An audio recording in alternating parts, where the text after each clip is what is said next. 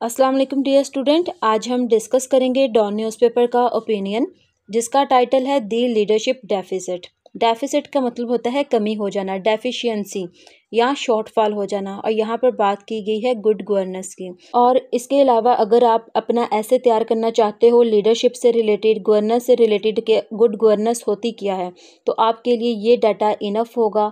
आपको इसके बाद कोई भी रिसर्च पेपर या आर्टिकल पढ़ने की ज़रूरत पेश नहीं आएगी। इसमें बात की गई है स्टार्टिंग में कि पाकिस्तान अभी कौन कौन से चैलेंजेस को फेस कर रहा है।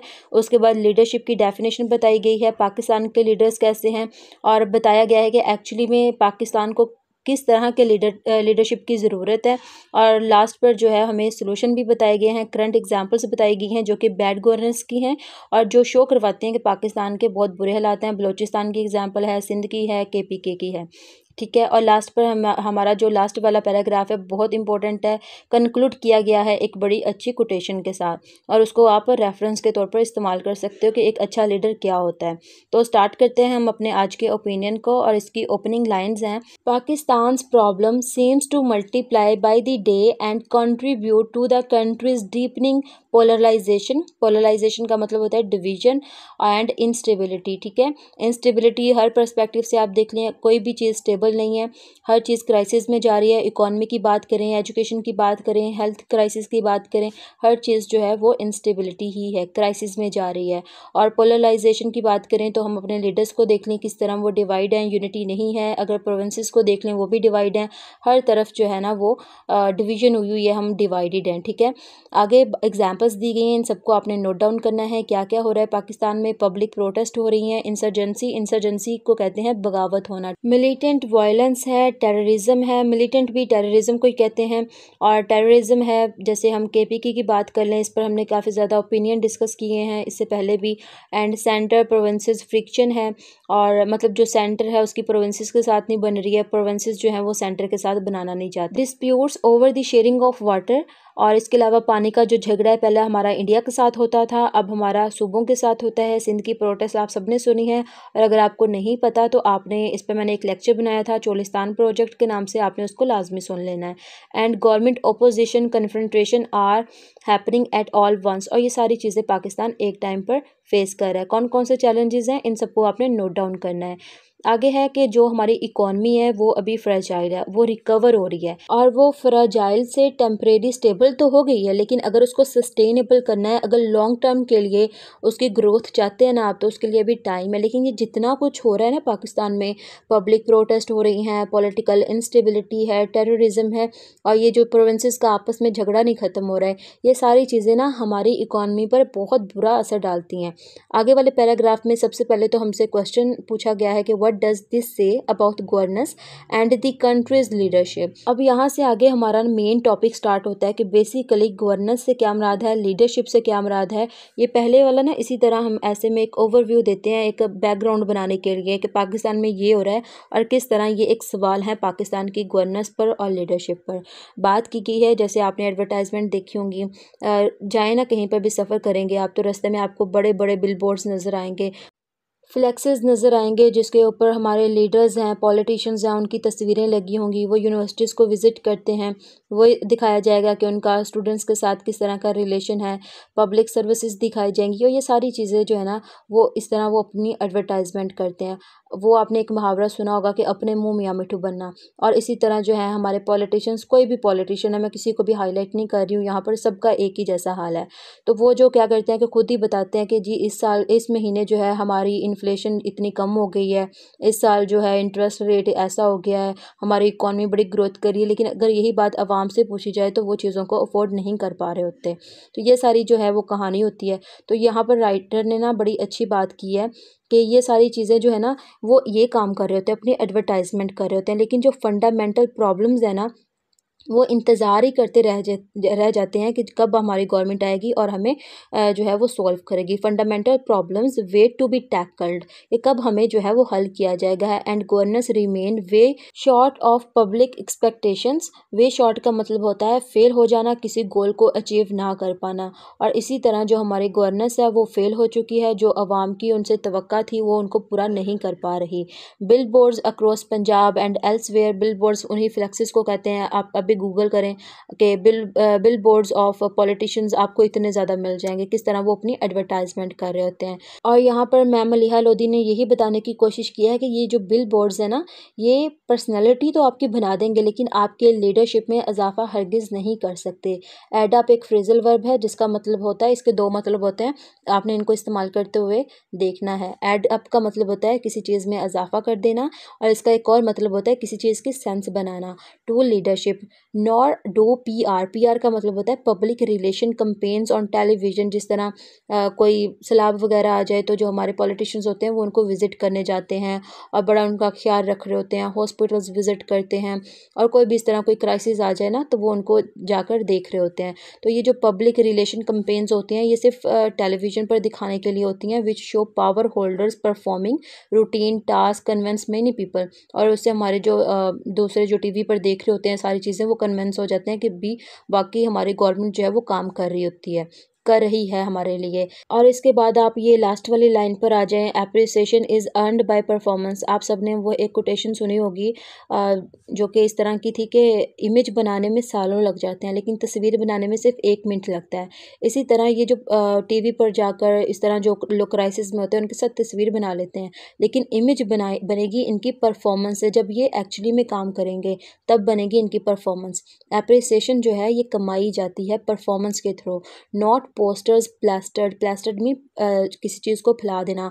लॉन्ग रोड मतलब किस तरह जैसे ये बिल बोर्ड्स बना कर लगाए हुए हैं, या फिर ये जो 60 पेज सप्लीमेंट्स न्यूज़पेपर में इन्होंने पब्लिश करवा दिया कि हमने ये अचीवमेंट्स किए हैं, इन्फ्लेशन कम कर दी हमने, जो है वो फलाना रोड बना दिया, ये बिल्डिंग बना दी। इस तरह नहीं होगा, आपकी परफॉर्मेंस पर डिपेंड करेगा कि आपकी लीडरशिप कैसी थी, और ये आप कमाएंगे काम करके। इस तरह आपकी अप्रिसिएशन की जाएगी। आपकी जो तस्वीरें हैं, बिल बोर्ड्स हैं, आपने कोई रोड बना दिया, ये सारी चीज़ें जो हैं ये यूज़लेस हैं हमारे लिए। वैसे तो सड़क बनाना भी, रोड बनाना भी एक परफॉर्मेंस में आता है, वो एक काम कर रहे होते हैं। लेकिन मैंने जिस कॉन्टेक्स्ट में बात की है ना वो ये है कि सही सलामत रोड होता है, उसमें कोई मसला नहीं होता, उसको कोई भी गवर्नमेंट आती है उसको तोड़ती है और नया बनाना शुरू कर देती है।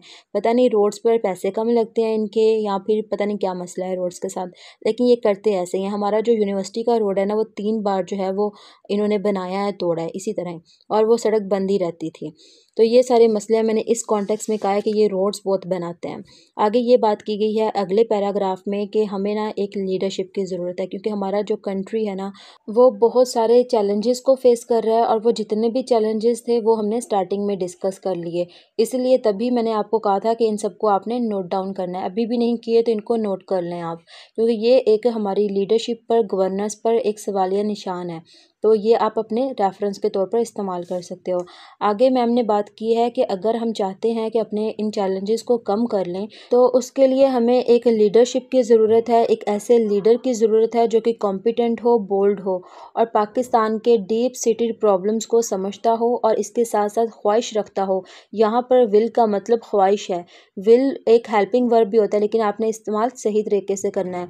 विल का मतलब है ख्वाहिश होना, एंड कैपेसिटी, और उसमें इतनी कैपेसिटी भी होनी चाहिए, इतनी करेज होनी चाहिए कि वो इनको सॉल्व भी करे, हल भी करे। सिर्फ कोई पॉलिसी वगैरह या प्लान वगैरह ना देता रहे बल्कि इनको सॉल्व करे, प्रैक्टिकल इम्प्लीमेंट करे। मडलिंग थ्रो, मडलिंग थ्रो को आपने इकट्ठा इस्तेमाल करना है। मडलिंग का मतलब होता है मिक्स कर देना या कंफ्यूज हो जाना, लेकिन जब ये थ्रो के साथ आएगा तो इसका मतलब टोटली चेंज हो जाएगा। इसका मतलब बनेगा मैनेज करना या किसी भी बुरे काम को अच्छा बना देना। तो यहाँ पर ये बात की गई है कि हमें एक ऐसे लीडर की ज़रूरत है जो कि हमारे इकोनॉमिक, पॉलिटिकल, सिक्योरिटी चैलेंजेस को ओवरकम कर दे, और उसके लिए हमें एक अच्छे प्लान की ज़रूरत है, एक स्ट्रेटजी की ज़रूरत है। और वो कौन बनाएगा? एक लीडरशिप बनाएगा, एक लीडर बनाएगा जो कि क्या होगा? कॉम्पिटेंट होगा और बोल्ड होगा। क्योंकि यहाँ पर राइटर ने हमें ये बताया है कि economic, political and security challenges without a coherent plan और स्ट्रेटजी डज नॉट वर्क। कि अगर हम कोई एक अच्छा प्लान ही नहीं बनाएंगे, अगर एक अच्छी स्ट्रेटजी को ही नहीं अपनाएंगे, तो हम किस तरह इन चैलेंजेस को ओवरकम कर पाएंगे। और जब हम इनको ओवरकम नहीं कर पाएंगे तो हम कभी भी पब्लिक को इंस्पायर नहीं कर पाएंगे, उनका कॉन्फिडेंस गेन नहीं कर पाएंगे। अब आगे वाला है ना, यहाँ पर हमारे पास एक आती है रिपोर्ट, आपने इसको लाजमी नोट डाउन करना है। और ये रिपोर्ट आई थी हमारे पास IPSOS की तरफ से। एक सर्वे किया गया था, रिलीज़ हुआ था ये लास्ट मंथ, और इसको तकरीबन आप आने वाले 2-3 सालों तक तो आराम से इस्तेमाल कर सकते हो। उसके बाद भी इस्तेमाल कर सकते हो, लेकिन थोड़ा सा ना और रिपोर्ट्स आ जाती हैं हमारे पास अच्छी अच्छी। और इसमें ये बात ये की गई थी कि पाकिस्तान में 70% लोग इस बात पर यकीन रखते हैं कि कंट्री गलत डायरेक्शन में जा रहा है, और ये एक सवालिया निशान है हमारी लीडरशिप पर, गवर्नेंस पर, कि वो सही तरीके से हमें लीड नहीं कर रहे हैं। और किस तरह, अब किस वे में रॉन्ग डायरेक्शन में बात की जा रही है। फॉर एग्जांपल सिंध वाले कहेंगे कि हमारा हक मारा जा रहा है, हमें पानी नहीं सही तरीके से दिया जा रहा, मतलब पानी डिस्ट्रीब्यूशन गलत तरीके से हो रही है। बलूचिस्तान वाले कहेंगे कि वैसे तो हम सबसे ज़्यादा अमीर हैं, प्रोविंसेस में रिसोर्सेज सबसे ज़्यादा हमारे प्रोविंस में है, लेकिन इसके बावजूद अगर सोशियो इकोनॉमिक कंडीशन देखें तो सबसे ज़्यादा बुरी हमारी है। वहाँ पर लिटरेसी रेट सबसे ज़्यादा कम बलूचिस्तान में है। KP के वाले भी यही बात करेंगे। तो ये वाले जो है ना, इस तरह वो समझते हैं कि कंट्री गलत डायरेक्शन में जा रहा है, उनको राइट्स नहीं मिल रहे हैं। इस तरह की सारी बातें जो हैं वो आप इसमें मेंशन कर सकते हो। अब आता है हमारे पास अगला पैराग्राफ, और अगला पैराग्राफ बहुत हार्श है।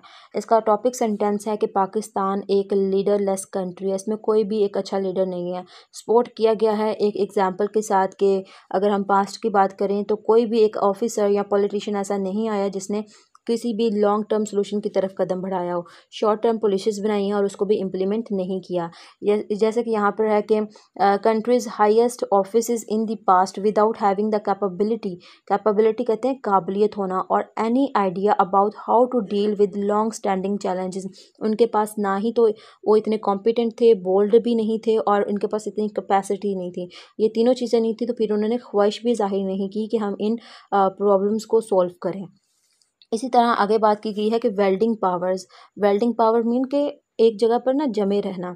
जैसे कि पाकिस्तान में ये एक हायरार्की सिस्टम चलता है ना, कि बाप के बाद बेटा बन जाता है या माँ के बाद बेटी बन जाती है। ये वाला जो सिलसिला है ना, ये है। तो welding power does not translate into leadership. ये जो हमारे कंट्री में ना, ये लीडरशिप की डेफिनेशन ही नहीं है। That is why rule has not produced governance and the gap between challenge and response has grown larger। और यही वजह है कि जो हमारी बैड गवर्नेंस है, इसने गैप बढ़ा दिए, क्योंकि इन चैलेंजेस को कभी सोल्व ही नहीं किया गया।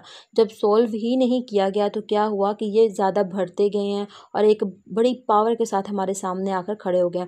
अब कभी जैसे ये जाफर एक्सप्रेस का इंसिडेंट हुआ था, कभी आपने सुना था कि पाकिस्तान में ऐसा भी हो सकता है? ये तो एक फिल्मी सीन था कि ट्रेन जो है वो हाईजैक कर ली गई है। तो इस तरह का ये अब हमारे सामने ज़्यादा पावर के साथ आ रहे हैं, क्योंकि पास्ट में इनको सोल्व नहीं किया गया। Politics has been more about power than public purpose. अब देखें डेमोक्रेसी की डेफिनेशन क्या है। हम बचपन से सुनते आ रहे हैं कि पाकिस्तान एक डेमोक्रेटिक कंट्री है, लेकिन अब आके हमें पता चला कि पाकिस्तान में डेमोक्रेसी है ही नहीं, और इसमें जो पॉलिटिक्स है उसकी डेफिनेशन है सिर्फ पावर को गेन करना। पब्लिक पर्पस के लिए पॉलिटिक्स में कोई भी नहीं आ रहा है। आगे आ जाएं आप दूसरे पैराग्राफ पर, और साथ में ना नोट डाउन भी किया करें कि पैराग्राफ को किस तरह से लिखा गया है। इस तरह आपकी राइटिंग बेहतर होगी। और यहाँ पर देखें, आपने 2 पैराग्राफ पढ़ लिए हैं हमने, जो कि स्टार्ट किए गए थे एक क्वेश्चन से।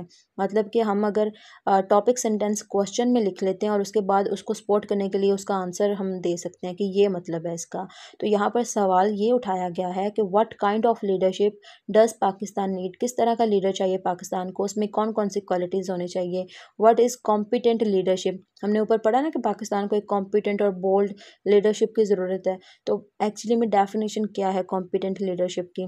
What are the qualities that make effective leaders. और क्या ऐसी क्वालिटीज़ हैं जो कि एक लीडर को इफ़ेक्टिव लीडर बना देती हैं, उसमें कौन कौन सी क्वालिटीज़ होनी चाहिए। अब इस पैराग्राफ में हमें इस चीज़ का आंसर मिलेगा। तो पहला है कि इट इज़ अबव ऑल, और हैविंग अबव ऑल ना एक इडियम कह सकते हैं आप, एक फ्रेजल वर्ब कह सकते हैं कि सबसे ऊपर या सबसे पहले। Having a vision that captures the public imagination and chart a way that goes beyond the movement to what possible in the future. ये नहीं देखना कि अगले महीने ये हो जाएगा, आपने ये देखना है कि आने वाले 5 सालों में क्या हो जाएगा। उसका विजन इतना स्ट्रांग होना चाहिए, इतना इफ़ेक्टिव होना चाहिए कि वो कोई भी एक पॉलिसी बनाए ना, तो उसका इम्पैक्ट देखे कि आगे आने वाले 5 सालों में इसका इम्पैक्ट क्या हो सकता है। फॉर एग्ज़ाम्पल एजुकेशन की बात कर लें, 26 मिलियन बच्चे आउट ऑफ स्कूल हैं। फ्यूचर सोचें, इसका विजन सोचें कि फ्यूचर में ये बच्चे पाकिस्तान का फ्यूचर बनेंगे, क्या होगा पाकिस्तान का। दुनिया चाँद पर पहुंच रही है, अपने बच्चों को पता नहीं क्या क्या सिखा रही है और हम बच्चों को स्कूल में नहीं दाखिल करवा पा रहे। तो ये जो है ना, एक लीडर जो है उसका ये विजन होना चाहिए कि फ्यूचर में क्या होने वाला है, आज से 10 साल बाद, 20 साल बाद दुनिया कैसी होगी, ये उसका विजन होना चाहिए फ्यूचर के बारे में। इसके अलावा मैं आपको ना एक और एग्जांपल देती हूँ। एक ना रिपोर्ट पढ़ी थी मैंने और उसमें ये बात लिखी गई थी पोलियो के बारे में। और पूरी दुनिया में पोलियो बिल्कुल ख़त्म हो चुका है, सिर्फ 2 मुल्कों में है, एक अफ़गानिस्तान और एक पाकिस्तान। इन दोनों मुल्कों में से पोलियो ख़त्म नहीं हुआ अभी तक। इवन के फ़लस्तीन में भी नहीं है, जबकि वहाँ पर एक अच्छी खासी जंग चल रही है, वहाँ पर भी पोलियो का कोई भी केस नहीं निकला। लेकिन पाकिस्तान में और अफ़गानिस्तान, इन दोनों से ख़त्म भी नहीं हो पा रहा है। हमारी पॉलिसीज़ ये हैं कि हम अपने बच्चों को पोलियो के कतरे नहीं पिला पा रहे हैं, ये है हमारा फ्यूचर। और आगे अब आपने दूसरा पॉइंट नोट डाउन करना है कि effective leadership not only require setting out मतलब एक फ्रेजल वर्ब है, मतलब स्टार्ट करना किसी चीज़ को, a vision, but also a strategy to implement it. बहुत इंपॉर्टेंट बात है। आपको पता है कि मैंने ना आपको एक ओपिनियन पढ़ाया था, उसमें हमने ना उड़ान पाकिस्तान के बारे में पढ़ा था। मैंने तब उस पे इतने आर्टिकल पढ़े थे, मैंने उसको ना उसके बाकायदा नोट्स बना लिए थे कि भाई ये बहुत इंपॉर्टेंट टॉपिक है, इस पर इतना ज़्यादा डाटा आ रहा है। तो इकॉनमी में मैं बड़ा अच्छा लिखूँगी इसको कि ये 5 ईज़ हैं, ये सारी हैं, पास्ट में ये हुआ था, फ्यूचर हमारा ऐसा होगा। उस पे मैंने बड़े अच्छे नोट्स बनाए। उसके बाद मैंने अभी तक उसकी कोई न्यूज़ ही नहीं सुनी, वैसे ही ख़त्म हो गया मेरे ख्याल में शायद वो, या शायद कोई इम्प्लीमेंटेशन हो भी रही है लेकिन न्यूज़ में कुछ भी नहीं आ रहा उसका। क्योंकि मैं जो अपने ज़्यादातर नोट्स होते हैं ना वो डॉन न्यूज़पेपर से ही बनाती हूँ, मैंने सारे सब्जेक्ट इसी तरह ही कवर किए हैं, आर्टिकल पढ़ के, न्यूज़पेपर पढ़ के। बुक्स वगैरह मैंने अभी इतनी कोई पढ़ी नहीं है वैसे, लेकिन ज़्यादातर नोट्स मेरे न्यूज़पेपर के ही हैं। और ये जो है ना, ये वाली बात बड़ी इम्पोर्टेंट है कि सिर्फ एक प्लान नहीं तैयार कर लेना, एक पॉलिसी नहीं बना लेनी, एक प्रोजेक्ट नहीं लेके आना, बल्कि उसको इम्प्लीमेंट भी करना है, उसका एंड भी करना है। बस स्पीचेस नहीं करनी है, बातें नहीं करनी है कि मैं ये कर दूंगा, वो कर दूंगा, और एंड कुछ भी ना हो। जब कोई भी पावर में आता है तो फिर पब्लिक को बिल्कुल भूल जाते हैं कि हम इनकी वजह से आए थे यहाँ पर और हमने इनके पर्पज़ के लिए काम करना है, फिर ये कुछ भी नहीं रहता है इनका। तो इम्प्लीमेंटेशन जो है ना, ये बहुत ज़्यादा ज़रूरी है। एंड फॉर्जिंग का मतलब होता है इस्टेब्लिश करना, बिल्ड करना, national consensus to support it. अब देखें, नेशनल कॉन्सेंसस बहुत इंपॉर्टेंट चीज़ है, यूनिटी नहीं है हमारे मुल्क में ओवरऑल अगर बात की जाए। अच्छा, आप इमेजिन करें, आप 4 बहन भाई बैठे हो और चारों अलग अलग बात कर रहे हो आप लोग, और ये 4 जो है ना, ये चारों सूबों की मैं बात कर रही हूँ, चारों सूबे अलग अलग बात कर रहे हैं, कोई भी किसी भी पॉइंट पर नहीं पहुँच पाएगा। आप सबको, चारों को थोड़ी थोड़ी ना एक दूसरे की बात माननी पड़ेगी कहीं ना कहीं पर, ठीक है, फिर ही आप एक पॉइंट पर पहुंच पाओगे। कोई बात जो है सिंध करेगा, हमने उनकी मान ली, जैसे वो पानी की बात कर रहे हैं कि चोलिस्तान प्रोजेक्ट ना बनाओ, हम उनकी बात मान लेते हैं, वो हमारी कोई बात मान लें। इसी तरह बलूचिस्तान की हम बात मान लें, जैसे मारूफ बलोच आई थी इस्लामाबाद में धरना करके, हम उनकी बात मान लें, वो हमसे राज़ी हो जाएंगे, हम उनसे अपनी बात मनवा लें। इसी तरह जो है ना वो यूनिटी आती है, इसके अलावा और कोई तरीका नहीं होता। थोड़ा थोड़ा कंप्रोमाइज़ सबको करना पड़ता है, और ये हमारी कंट्री में है ही नहीं। अगर हम 2 लोगों की भी बात करें ना, तो वो भी 2 मिनट बात करेंगे, तीसरे बात पे ना वो हाथापाई पर आ जाएंगे। तो ये हमारे अंदर बर्दाश्त है, अवाम में भी बर्दाश्त नहीं है, हर बंदा फ्रस्ट्रेटेड है और हमें चाहिए यूनिटी। आपने बांग्लादेश की एग्जांपल देखी ना, सिर्फ एक स्टूडेंट की वजह से सारी अवाम खड़ी हो गई थी। और अरब स्प्रिंग आपने वो भी पढ़ा होगा, तो उसमें भी क्या था, सिर्फ एक स्टूडेंट की वजह से पूरा जो है ना वो मिडल ईस्ट बदल गया था। तो ये सारी चीज़ें जो होती है ना, यूनिटी की वजह से आता है, चेंज हमेशा यूनिटी लेकर आती है। आगे है हमारे पास पॉइंट रहता है कि leadership mean setting a clear direction, एक क्लियर डायरेक्शन हो उसके पास, उसे पता हो कि मैं हमने अपने कंट्री को आगे आने वाले 10-20 सालों तक कहाँ लेकर जाना है। और इसके अलावा वो एक अच्छा डिसीजन लेता हो, ट्रांसफॉर्मेटिव पाथ का पता हो उसको, उसमें करेज हो, विलिंग हो कि मैं ये रिस्क ले लेता हूँ, और बाद में उसको, जैसे वो आपको पता है कायदे आज़म की एक कोटेशन भी है कि उन्होंने कहा था कि मैं जो हूँ ना वो फ़ैसला लेने पर यकीन नहीं रखता, बल्कि फ़ैसला लेकर उसको बेहतर बनाने पर यकीन रखता हूँ। मैंने बचपन में कोई इस तरह की कोटेशन पढ़ी थी, मुझे एग्जैक्ट नहीं पता, पर ये लाइन पढ़ कर ना थोड़ी सी मेरे जहन में आई है वो वाली बात। तो ये जो है ना, ये ये वाला काम होना चाहिए उसमें कि वो ये रिस्क लेने से ना घबराए, बल्कि उस रिस्क को अपने फ़ायदे में लेके आने के लिए ना उसमें इतनी करेज होनी चाहिए कि ये रिस्क तो मैंने ले लिया, अब इससे फ़ायदा कैसे उठाना है, इसको ओवरकम कैसे करना है, अपनी आवाम के लिए फ़ायदा मंद किस तरह से बनाना है इसको, ये चाहिए। अब आगे ना कायदे आज़म की एग्जांपल दी गई है कि कायदे आज़म जो थे ना, एम्बॉडिड का मतलब होता है रिप्रेजेंट करना किसी को, और कायदे आज़म में ये सारी क्वालिटीज़ थी और वो एक एग्जांपल हैं और एक उन्होंने ना how impactful leader can change the course of history, एक वो एक ऐसे लीडर थे जिन्होंने पूरी एक हिस्ट्री बदल दी, खास तौर पर सब कॉन्टिनेंट की अगर हम बात करें। But most of those who came after him, including the current crop of leaders, have been both uninspired and uninspiring, मतलब पास्ट में भी उन्होंने हमें कोई भी इंस्पायर नहीं किया पब्लिक को और ना ही वो कर रहे हैं। और बस पहले लीडर था हमारा कायदे आज़म, उसके बाद कोई भी ऐसा लीडर नहीं आया, उन्होंने ओवरऑल बात की है। अब आप अगले पैराग्राफ पर आ जाएं और अगले पैराग्राफ में क्वालिटीज़ बताई हुई हैं एक लीडर की। तो leadership also involves setting the highest standard of integrity, integrity कहते हैं ऑनेस्टी को, and having an unblemished, unblemished कहते हैं फ्लॉलेस होने को, रेपुटेशन फॉर प्रॉपर्टी, प्रॉपर्टी कहते हैं करप्ट फ्री होने को। ये तीनों आपके पास आ गई हैं एक लीडरशिप की क्वालिटीज़। और इसके अलावा वो जो भी अपनी टीम बनाए ना, वो एक उसमें क्वालिटीज़ होनी चाहिए कि वो कॉम्पिटेंट हो, इसके अलावा ऑनेस्ट हो, करप्ट फ्री हो, फ्लॉलेस हो, वो जो भी अपनी टीम बनाए, अपनी कैबिनेट बनाए। Ended putting the right people in the right job is an essential attribute of a smart leader. और यही एक, देखिए वैसे भी ना पाकिस्तान को ये जो CSS का क्लस्टर बेस था, वो भी तो यही एक सिस्टम लेके आना चाह रहे थे ना कि right person for the right job, कि ये नहीं है कि डॉक्टरी आपने सारा साल पढ़ी है, सॉरी सारी ज़िंदगी पढ़ी है और उसके बाद आप पुलिस बना रहे हो, तो फिर क्या होगा मुल्क का हाल। तो इसीलिए जो है ना उनको चाहिए right people in the right job is an essential attribute of a smart leader. और इसके बाद वो बात की जा रही है हमारे मुल्क में बहुत ज़्यादा नेपोटिज्म है, इसको ख़त्म करने की ज़रूरत है और मेरिट बेस की ज़रूरत है, कोई भी काम हो मेरिट पे किया जाए। और आगे यही सारी बात की जा रही है, ये नहीं है कि नेपोटिज्म का आपको पता ही है कि हमारी सारी जो पार्टीज़ हैं वो इसी तरह से ही बनी हैं। And other ingredient of leadership is the ability to connect the citizen, show empathy. Empathy और सिंपथी में ये फ़र्क होता है। सिंपथी का मतलब होता है कि अगर आप कोई दुख मेरे साथ शेयर करो, मैं आपके साथ हमदर्दी करूँ कि भाई सही है आपके साथ बुरा हुआ है। लेकिन एम्पैथी का मतलब होता है अगर आपने कोई दुख मेरे साथ शेयर किया ना, तो मैं सोचूं कि अगर मैं आपकी जगह पर होती तो मैं भी सेम सिचुएशन से गुजर रही होती और मेरे साथ क्या होता है, मतलब किसी को अपनी जगह पर रख कर सोचना। तो ये सिंपैथी और एम्पैथी में फ़र्क होता है, इसको भी इस्तेमाल करते हुए ध्यान रखना है आपने। For their concerns understand their aspiration and respond to them, और उनको उनके जो भी मसले हैं ना उनको हल करें। इट मीन्स, और जब ये वो सारा कुछ करेगा तो क्या होगा, वो ट्रस्ट जीत लेगा, गेन कर लेगा किसका, लोगों का। And motivated them to support the leader's transformational agenda, और जब वो ये सारा काम करेगा तो फिर क्या होगा, लीडर उस पर ट्रस्ट करेगी, मोटिवेट होगी कि ये जो एक हायरार्की सिस्टम चल रहा है ना इसको चेंज कर दें हम और हमेशा एक अच्छे लीडर को चूज़ करें। अब आ जाएं आप दूसरे पैराग्राफ पर। अब देखें ऊपर वाले जो दोनों हमने पैराग्राफ पढ़े हैं उसको पढ़कर आपको लगा कि हिस्ट्री में कायदे आज़म के अलावा, क्योंकि कायदे आज़म की एग्जांपल तो हमें मैम मलिहा लोधी ने भी दे दी है, इसके अलावा आप देखें कि क्या आपने हिस्ट्री में या प्रेजेंट में कोई ऐसा लीडर देखा है कि जो कि जिसमें ये सारी क्वालिटीज़ हो। नहीं है, कोई ऐसा लीडर नहीं है जो गुजरा हो या प्रेजेंट में हो। और ये जो है एग्जाम्पल हमें नज़र आती है विजन से कि the lack of vision is evident.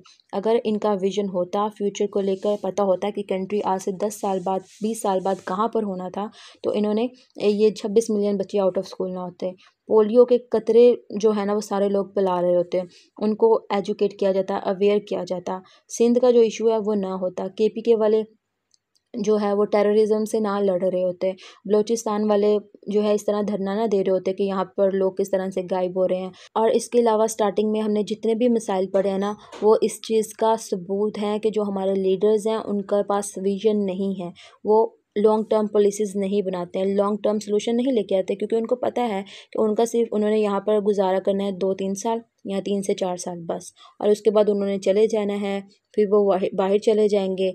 और जो फिर पावर में आएगा जिसको हम लेकर आएंगे वो वही वाली हरकतें करेगा। तो ये सारी चीज़ें हैं वो लेकर आते हैं हम उनको, और वो फिर से पावर में आकर हमें भूल जाते हैं। तो ये सारी एग्जांपल्स हैं, आपने इनको नोट डाउन कर लेना, पर इतना ज़्यादा हार्श भी नहीं लिखते ना, थोड़ा सा गवर्नमेंट को हल्के हाथों में लिखना है आपने। But so is the absent of a comprehensive coherent plan to address overlapping challenges. और इसी तरह जब हमने पास्ट में देखा कि हमारे पास कोई भी अच्छा लीडर नहीं रहा है, तो मतलब उन्होंने कोई भी कम्प्रीहेंसिव कोहेरेंट प्लान भी नहीं बनाया है इन चैलेंजेस को एड्रेस करने के लिए। अब ओवरलैपिंग का वर्ड क्यों लिखा है, देखें, रोड ब्लॉक होगा, रोड ब्लॉक क्यों हो रहे हैं, पॉलिटिकल इंस्टेबिलिटी की वजह से, पब्लिक प्रोटेस्ट कर रही है। जब पब्लिक प्रोटेस्ट करेगी तो रास्ते ब्लॉक हो जाएंगे, इकॉनमी रुक जाएगी, आना जाना रुक जाएगा लोगों का। तो क्या होगा, इकॉनमी को इम्पैक्ट होगा, एक्सपोर्ट इंपोर्ट पर इम्पैक्ट होगा। जब एक्सपोर्ट इंपोर्ट पर इम्पैक्ट होगा तो डॉलर्स नहीं आएंगे। तो ये सारी चीज़ें ना इस तरह ओवरलैप कर रही होती हैं। इसी तरह टेररिज्म की एग्जांपल ले लें, तो जब हमारा इंटरनेशनल लेवल पर इमेज जाएगा कि पाकिस्तान में तो ट्रेन्स हाईजैक कर ली जाती हैं, तो यहाँ पर तो ट्रेन्स तक सेफ़ नहीं है, तो वो हमारे कंट्री पर कभी भी इन्वेस्ट नहीं करेंगे। इसी तरह जब बहुत सारे स्टूडेंट हमारी तरह पढ़ेंगे कि पाकिस्तान में तो रैंक इतना कम है, टेररिज्म का सेकंड नंबर पर आ रहा है, ये नीचे से दूसरे नंबर पर आ रहा है, तो यहाँ पर तो बहुत ज़्यादा टेररिज्म है, तो यहाँ पर तो हम कभी भी नहीं जाएंगे, कभी भी विज़िट करने आते हैं लोग। इसी तरह तो हमारी इकॉनमी आती है ना, कि जब कोई आता है यहाँ पर टूर करने आता है, तो इसी तरह हमारी इकॉनमी में इजाफा होता है, तो वो भी नहीं होगा। तो ये सारी चीज़ें इसी तरह हमारी कंट्री पर इम्पैक्ट करेंगे। अब बलूचिस्तान में ये इंसिडेंट हुआ है जाफर एक्सप्रेस का, तो वहाँ पर तो सी प्रोजेक्ट है, तो क्या इम्पैक्ट जाएगा, खुद सोचें। यहाँ पर आगे एग्जांपल्स हैं, ये सारी आपने नोट कर लेनी है कि Balochistan to deal with Balochistan a province in turmoil and where public disaffection has reached a record high. जो पब्लिक है वो सेटिस्फाइड नहीं है गवर्नमेंट से। जैसे मैंने आपको मारिक बलोच की एग्जांपल दी, वहाँ पर जो रिसोर्सेज हैं उन के प्रोविंसेस पर इन्वेस्ट नहीं किए जाती उनका रेवेन्यू, और ये सारी जो है ना आपने एग्जांपल सोच के इसमें ऐड कर देनी है। The dispute over the sharing of water between the Punjab and Sindh government, ये सारी आपने प्रोटेस्ट देखी हैं आपने कि किस तरह सिंध वाले कर रहे हैं। इसके अलावा चोलिस्तान प्रोजेक्ट का मैंने इस पर एक एडिटोरियल था शायद या ओपिनियन था, इस पर लेक्चर मैंने आपको प्रोवाइड किया हुआ है, आपने उसको सुन लेना है। और ये दोनों एग्जांपल्स आपने लिखनी है। With federal government leader looking the other way rather than resolving the canals issue. अब हमारी गवर्नमेंट क्या कर रही है कि वो देख रही है कि कोई और बीच का रास्ता निकला है, ना कि उनके मसले को सुन ही नहीं रही है, सोल्व भी नहीं कर रही है, बल्कि क्या कर रही है, लुकिंग दी अदर वे, कोई और रास्ता तलाश करने की कोशिश कर रही है। अब वो मैं यहाँ पर बताना नहीं चाहूँगी, आप खुद न्यूज़पेपर में या न्यूज़ में सुन लीजिएगा कि वो कौन सा रास्ता अख्तियार कर रही है। मतलब उनका प्रॉब्लम वो सॉल्व नहीं करना चाह रही, जिस तरह मारूफ बलोच हमसे नाराज़ होकर गई थी पंजाब वालों से, इसी तरह जो है वो सिंध वालों को नाराज़ करने का उनका इरादा है। अब आगे वाले दोनों पैराग्राफ आपने खुद पढ़ लेने हैं, इसमें कोई मुश्किल बात नहीं लिखी हुई, वही सारी बातें हैं जो हमने पीछे पढ़ी हैं। बात की गई है यहाँ पर भी कि government leader remain trap in a cycle of crisis management. उनके पास इतनी कैपेसिटी नहीं है, कैपेबिलिटी नहीं है, कॉम्पिटेंट नहीं है वो कि किसी भी क्राइसिस को मैनेज कर सकें। इसके अलावा वो प्रायोरिटी देते हैं शॉर्ट टर्म फिक्सिस को ओवर लॉन्ग टर्म सोल्यूशन की तरफ। वो लॉन्ग टर्म सोल्यूशन का सोचते नहीं है, क्योंकि उनका जो फोकस होता है, विजन होता है, वो सिर्फ उनके अपने टेन्योर तक के लिए होता है कि हमने अपने दौर में ये काम करना है, बाकी आने वाला जाने, ठीक है। और इसके बाद है कि and shying away from the bold reforms needed to break the dysfunctional status quo, unlock the country growth potential and promote sustainable development. इसके अलावा हमें अपने किसी भी सेक्टर में स्ट्रक्चर रिफॉर्म्स की ज़रूरत है और बोल्ड लेवल पर ज़रूरत है, लॉन्ग टर्म के लिए ज़रूरत है। ये नहीं है कि सिर्फ 2-3 साल के लिए नहीं चाहिए, हमें लॉन्ग टर्म के लिए हमें सोल्यूशन चाहिए कोई भी। अगर हम पाकिस्तान के टैक्स सिस्टम की ही बात कर लें ना, तो हमारे लिए वही बहुत है, हमें IMF के पास जाने की ही ज़रूरत नहीं है। अपने रिसोर्सेज को सही तरीके से मैनेज कर लें तो भी हमें IMF के पास जाने की ज़रूरत नहीं है, किसी से कर्जा लेने की ज़रूरत नहीं है, किसी से भीख मांगने की ज़रूरत नहीं है कि हमारे कंट्री में आके आप इन्वेस्ट करें। और इसके अलावा जैसे लास्ट वाली लाइन है बहुत अच्छी लिखी हुई है कि unlock the countries growth potential and promote sustainable development. और एक आपने पॉजिटिव वे में एंड कर देना है अपने सेंटेंस को, अपने पैराग्राफ को। आगे भी यही सारी बातें लिखी गई हैं कि जो गवर्नमेंट है वो शॉर्ट टर्म सोचती है और ये जो लास्ट वाली लाइन है ना, इसको आपने नोट डाउन कर लेना है ताकि आप बता सको कि जो हमारे टॉप पोजीशंस हैं वो सारी ली गई हैं, नेपोटिज्म है उसमें। मतलब एक हायरार्की सिस्टम चल रहा है और फैमिली कनेक्शंस के थ्रू, जैसे कि पॉलिटिशियंस हैं, उन्होंने सिर्फ अपने बंदे ही वहाँ पर रखवाए हुए हैं। और किसी भी जो जिस तरह के मिडिल क्लास लोग होते हैं या मेरिट बेस पर, इस तरह के वहाँ पर कोई भी बंदा नहीं है। A telling example is that top position are occupied. Occupied का मतलब होता है कब्जा कर लेना, by those with close family connections. और मेरिट बेस की ज़रूरत है हमें, ताकि हम कोई भी लीडर लेकर आएँ वो कॉम्पिटेंट हो, उसमें कैपेसिटी हो और विल रखता हो पाकिस्तान के प्रॉब्लम्स को सॉल्व करने के लिए। तो ये आपने अच्छे से पैराग्राफ खुद पढ़ने हैं पूरे। अब आप अगले पैराग्राफ पर आ जाएं, और ये वाले सिर्फ हमारे 2 लास्ट पैराग्राफ हैं अब, और दोनों बहुत इंपॉर्टेंट है। पहले वाले पैराग्राफ में ये बात की गई है कि जो एक अच्छा लीडर होता है ना, उसकी ये खूबी होती है कि वो लोगों को बहुत जल्दी इंस्पायर कर लेता है, उनके साथ अच्छा स्ट्रॉन्ग रिलेशन बिल्ड कर लेता है, अच्छा उनके साथ कनेक्शन होता है और उनका ट्रस्ट गेन कर लेता है। लेकिन अगर हम अपनी हिस्ट्री का एनालिसिस करें या अभी देखें कि अब हमारे पाकिस्तान में क्या चल रहा है, तो हमें ये सारी चीज़ें जो हैं वो नज़र नहीं आती हैं। Instead our leaders are increasingly disconnected both from fact on the ground and the needs and aspiration of ordinary people। ना ही उन्होंने लोगों को इंस्पायर किया है और ना ही लोग उनसे एस्पायर हैं। इसके अलावा वो ना ही तो उनके साथ कोई भी रिलेशन बिल्ड कर पाए हैं, ना ही ट्रस्ट गेन कर पाए हैं। मैं ओवरऑल बात कर रही हूँ, किसी एक लीडर को मेंशन नहीं कर रही हूँ, सबका एक जैसा ही हाल है। इसके अलावा राइटर लिखती हैं कि उनमें इतनी एबिलिटी नहीं है, बहुत थोड़ी एबिलिटी है, वो इतनी कैपेबिलिटी ही नहीं रखते, इतनी काबिलियत ही नहीं रखते कि वो पाकिस्तान के मसाइल को सॉल्व कर पाएँ। और इसके अलावा उनमें करेज भी नहीं है कि वो हमारा जो मुल्क है उसको यूनाइट रखें। अब देखें ना, जैसे मैंने आपको स्टार्टिंग में ही बताया था कि पूरा मुल्क बिखरा पड़ा है और कोई किस तरफ मुँह उठाकर जा रहा है, कोई किस तरफ मुँह उठा के जा रहा है। मतलब जो सेंटर होता है ना, वो सबको यूनाइट करके रखता है, लेकिन हमारे कंट्री में यूनिटी नहीं है। They also lack communication skill needed in today's world. ये एक बहुत इंपॉर्टेंट पॉइंट है। ये आजकल के जो हम हालात देख रहे हैं ना, ये कम्युनिकेशन गैप है हमारे सेंटर और प्रोविंसेस के दरमियान में।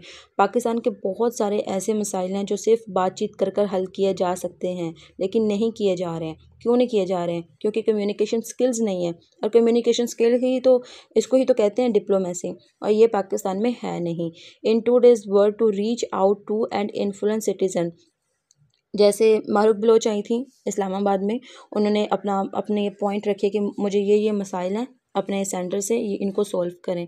कम्युनिकेशन करते हैं उनके साथ, उन्होंने कम्युनिकेट ही नहीं किया और उनको वापस भेज दिया, वो नाराज़ होकर चली गई। इसी तरह सिंध वाले प्रोटेस्ट कर रहे हैं, ये बात भी बातचीत से हल की जा सकती है, लेकिन नहीं हो रही है। इसी तरह हम अफ़गानिस्तान के साथ बातचीत कर सकते हैं, नहीं कर रहे हैं। इंडिया के साथ कर सकते हैं, नहीं कर रहे हैं। तो ये सारे जो मसाइल है ना, ये कम्युनिकेशन स्किल गैप है, हमारे लीडर्स के पास ये स्किल नहीं है और इसकी हमें शिद्दत से ज़रूरत है। अब आगे लास्ट वाला पैराग्राफ है, ये बहुत इंपॉर्टेंट है और इसको आपने नोट डाउन करना है, क्योंकि यहाँ पर एक ऐसे राइटर की बात की गई है जो कि जो कंपेटिटिव एग्ज़ाम की तैयारी कर रहे होते हैं ना, वो इस राइटर की बुक्स को पढ़ते हैं। और यहाँ पर तो हमें बगैर पढ़े रेफरेंस मिल गया है।